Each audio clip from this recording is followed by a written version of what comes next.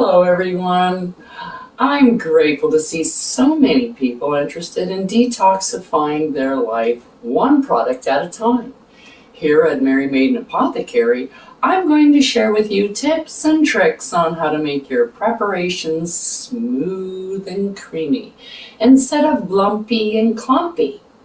I'm also going to share with you recipes that have been handed down from other witches. I'm sure you guys would be interested in those. So come along on this journey with me and let's create.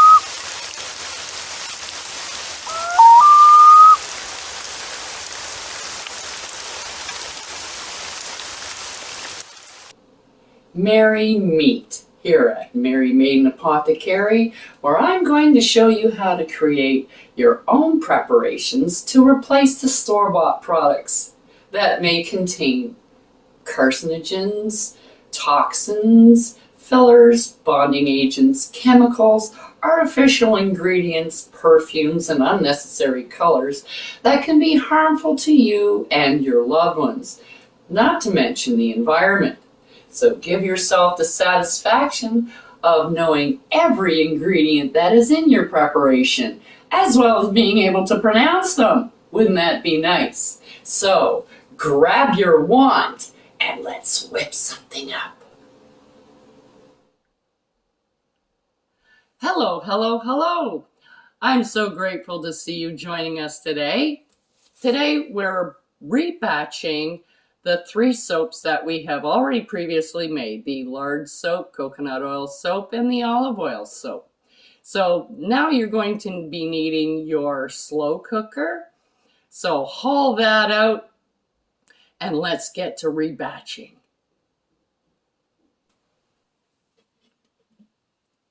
Okay, so as you see, I have started without you. What you have to do is first grate all of those 3 different kinds of soap that we made. The olive oil soap, the lard soap, and your coconut oil soap.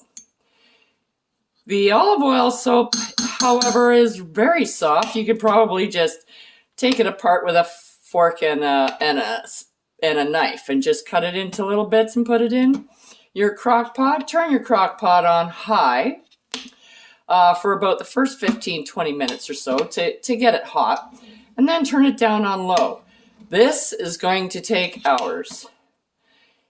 This is one way I do not rebatch soap. This is a way you can rebatch, fix, like if you've got too much lye in your mixture, not enough lye in your mixture, or you have soap and you don't like the outcome of your soap and you want to make it a little bit softer, a little bit more sudsy, and adds the proper things to the soap. Or if you just have a whole bunch of odds and ends that you have lying around that you want to make use of. This is one way to rebatch your soap. Once you get it in here, you put enough water on the bottom to cover the bottom of the pot. Not 2 cups or 1 cup, or enough to cover the bottom of the pot so you're not going to be burning your soap or puffing it up, or it's not well. It doesn't do well when you need that liquid in there. And then after every bar of soap that I have grated up, I use a spray bottle of water and spray the top. Now the reason why you don't go and put 2 cups in it's because you'll end up with liquid soap, and when you pour it into the mold, it's going to take forever and a day for the water to evaporate so that your soap can get hard again. You just want enough water in there so that you can mix your soap up. Okay? So when you get it all in there, every half hour or so, you want to come take the soap off of the bottom. And when you put it on top, you can see if it'll let go. You can see it's starting to melt. And that's your olive oil soap because it's really soft to start off with. And you mix it in. You want to mix this really, really well. I will come back periodically to show you how to do this. But approximately every half hour or so, you come in and you stir up your soap. And it will get softer and softer and softer. Now, if you find you are getting a bit dry, give it a little spritz on top. Put the lid on. Put your timer on for another half an hour. And come back and check it then. So I'll see you in a half an hour.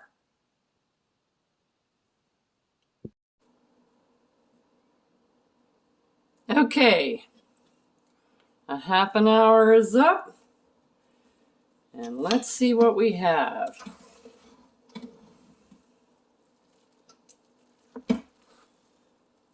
Oh, well, it's coming along nicely. It's getting really soft.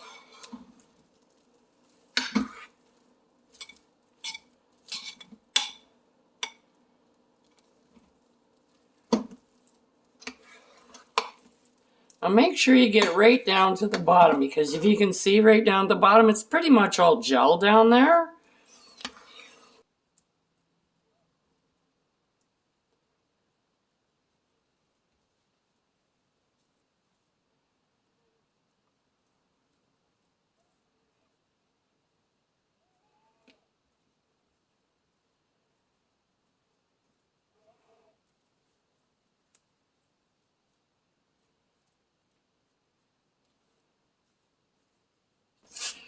When I'm done, I always kind of spritz the top. I don't want it to dry out. And it's always nice to clean off your spoon to make sure you get all the soap back into the pot. For another, I'm going to let this go for another half hour, 45 minutes, and come back and see what we have then. See if I can use the stick blender on it then.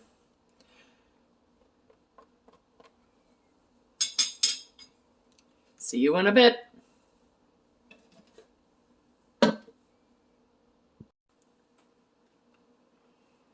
Okay, we have another half hour gone by. Look at how nice and glossy that is on top. We're getting really close. Look at that.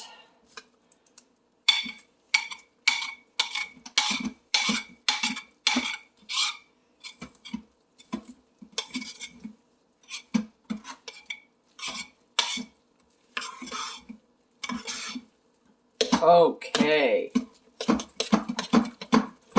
That looks like it's really nicely blended now. I think I can go in with a stick blender and we can possibly mold this afterwards. Let's see how it's going to work out. Now, yours may not look exactly like mine. It depends on how much water you put into it and how hot your crock pot is. If it takes an extra half hour, an hour, then that's what it takes. Like I said, this is not a quick process. You need to put have some time set aside for making your soap. So now I've got my stick blender. Oh, forgot to plug it in. Works better when it plugs in. Okay. There we go. Now what you want to do is you want to kind of go up and down and up and down. Around and around isn't going to work very well because this is really thick.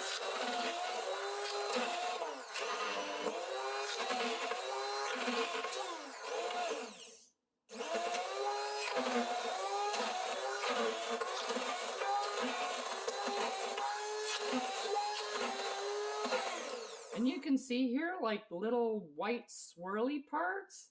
That's probably your coconut oil soap. I don't know if you can see it from up there, but you can see like the little swirly parts right here.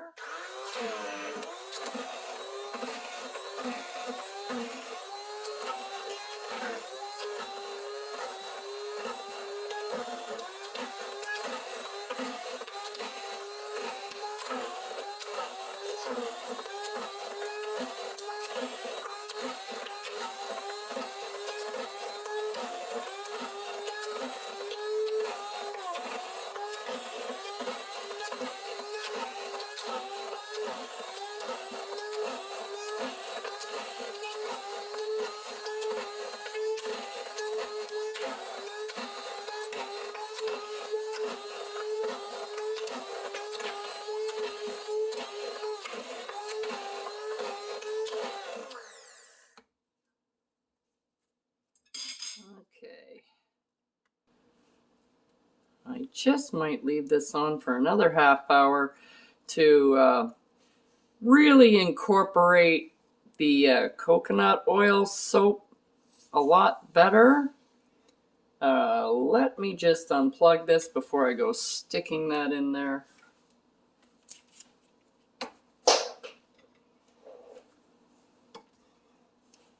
I want to get as much soap in there as I can. There we go.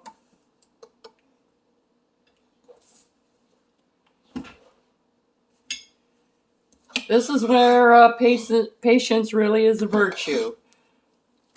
There we go. You can see there's like whiter, lighter swirls of soap in here. That's your coconut oil soap.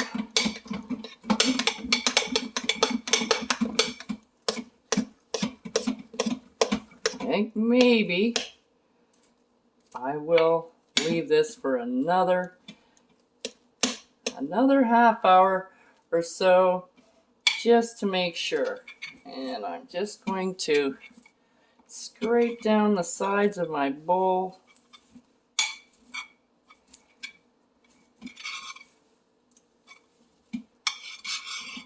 To get it all in there.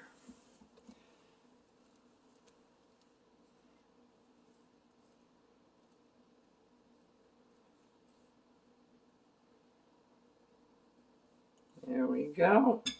I'm just going to give it a nice little dusting and put the soap on.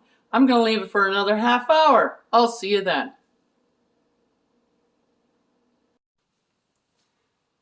Okay. The last half hour. Oh my goodness, yes. This is beautiful. Okay. So now you can put in your fragrance. You can turn that off.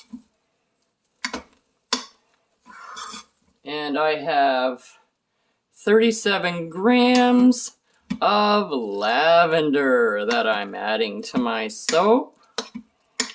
Now, I don't like a lot of scent in my soap. You're going to get some in here, but it's not going to be, ooh, it's going to smell up the whole place. You're going to get a nice scent, but I don't think it's overwhelming. You might give it a try. If you like less, don't put so much in. If you like more, put in a little bit more. You could probably go up to like 50 grams with this much soap. And then you'll get a really fragrant soap. Now the oils can be a mixture of whatever you like. You can put in any kind of essential oils that you want. Just make sure you don't put it in at the beginning. Put it in right here at the end, just before you're going to put it in your molds. Now, I'm just going to put my stick through here and make sure it's mixed up really well. And then we're gonna put it in the mold.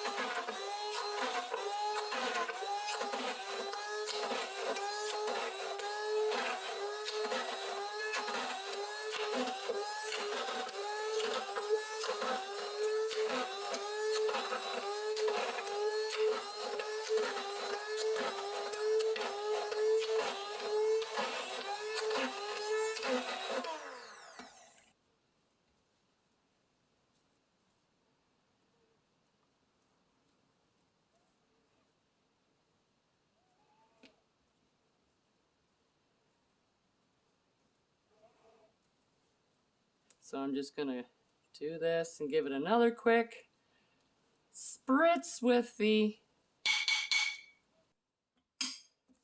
stick and we'll mold it.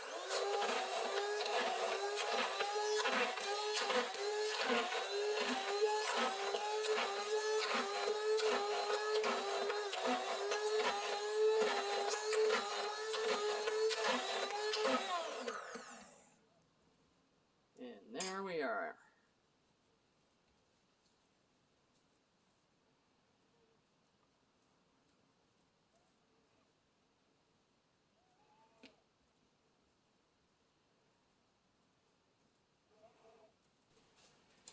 Now, I'm gonna put this in a mold.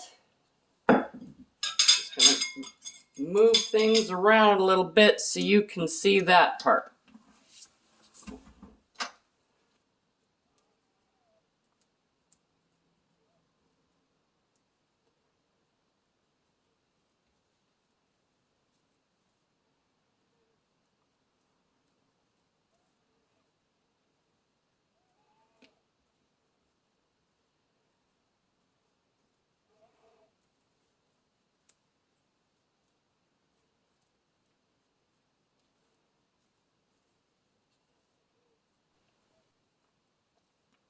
Yeah, it's not gonna have the prettiest top on it,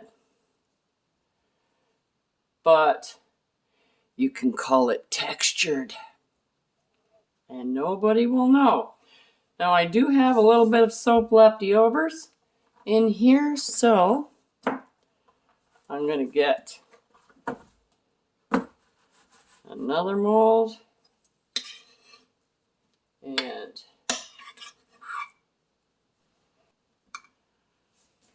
so that's it for rebatching these soaps in this method. I will in the future show you another way that's a little bit easier and a lot more colorful on how to rebatch other soaps. In another 24 hours, you just let this harden up and I'll show you what we have left. So we're back. We're going to unmold our rustic soap. Here it is. It is very rustic, but hey, people put ice cubes in soap. I'll show you how to do some tricks to decorate your soap in different ways. But this is a very nice looking soap without a whole lot of, effort in making it look this way, other than having to spend all the time putting it together.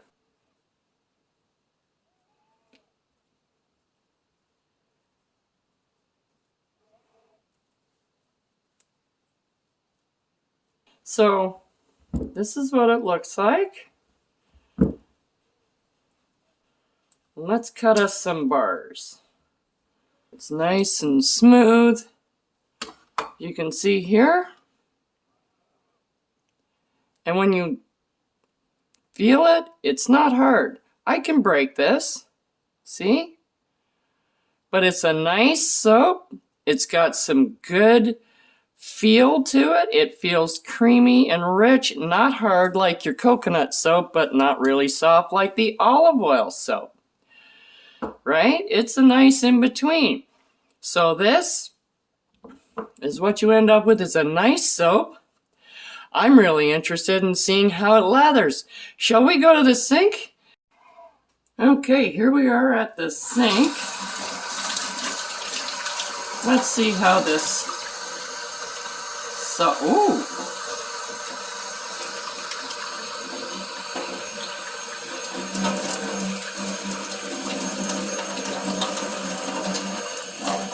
Well, there seems to be a lot more suds than I would have thought.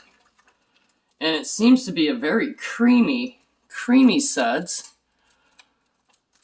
Look at that. That's beautiful. And it feels very rich and creamy. As you can see, there's lots of suds here. It's got a really nice feel. I'm loving this soap.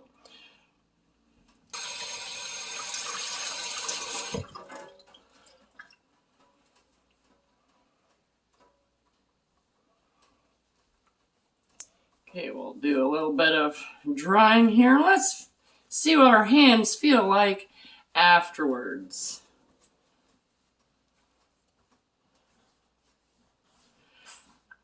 Actually, they feel clean, but they don't feel all dried out. They don't feel sticky and they don't feel oily or greasy. So I think this soap is a winner. Till next time on Merry Maiden Apothecary. Check out the link below for the correspondences and magical properties of the items used in this video. And don't forget to like, subscribe, and hit that notification button so you don't miss any witchy content our three sisters have brewing for you here on The Witch's Inn.